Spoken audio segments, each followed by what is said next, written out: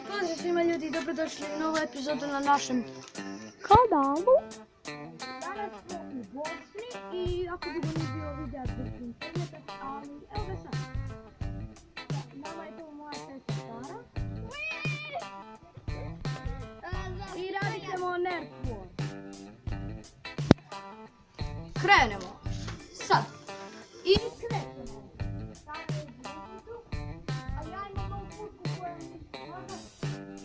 Poslije ovog videa idući video je review ove puške, tako da ostavite like. A sad krećemo.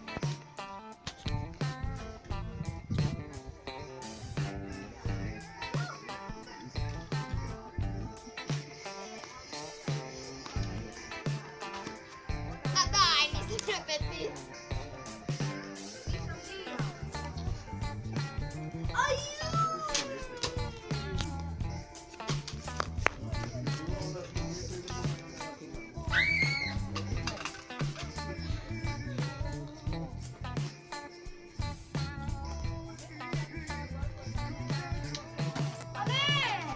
Kaj treba? Toni? Igramo do 10.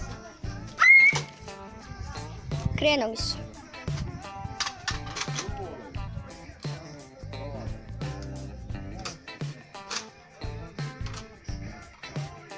Samo pogledaj.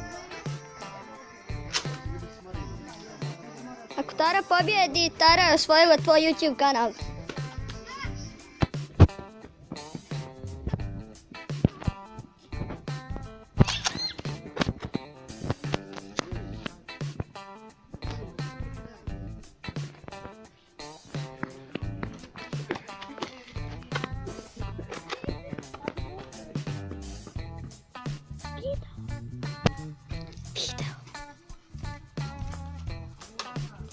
Snimamo video.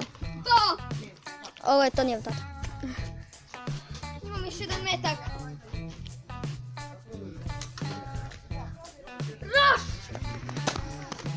Temak! Nešto metak! Nema metka, ne vrijedi! 4, 5...